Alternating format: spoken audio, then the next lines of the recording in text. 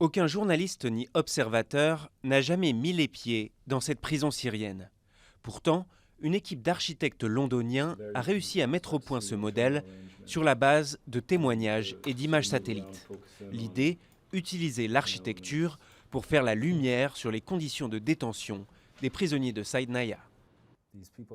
Ces gens qui ont vécu ces situations traumatisantes ne sont pas forcément habitués à ce genre d'environnement en 3D, mais ils s'y intéressent très vite et ils veulent l'explorer, parler de leur expérience et contribuer à ce modèle.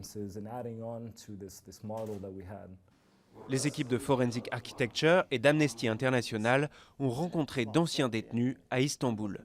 Ils les ont interrogés sur l'orientation des ombres, mais aussi sur les sons entendus pour comprendre la structure du bâtiment. Plongés dans la pénombre, leurs facultés auditives étaient décuplées. Saïd-Naya est une prison silencieuse. Il y règne un silence grave. Les prisonniers ne peuvent pas parler librement à voix haute. Ceux qui haussent le ton sont susceptibles d'être punis ou battus. Ce cabinet s'est fait connaître lors de la publication d'un outil interactif décrivant une intense journée de bombardement à Rafah en 2014.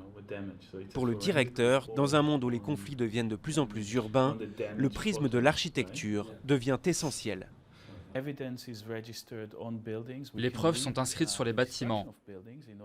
Vous pouvez lire sur les murs d'un bâtiment détruit pour comprendre comment cette destruction s'est produite. D'un autre côté, de plus en plus de citoyens filment ce qui se passe autour d'eux.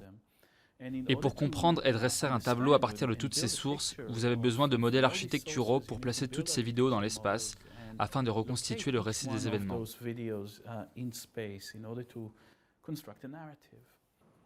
Eyal Weizman et son équipe espèrent que cette nouvelle discipline fera des émules et un jour peut-être aidera la justice internationale à faire condamner des criminels de guerre.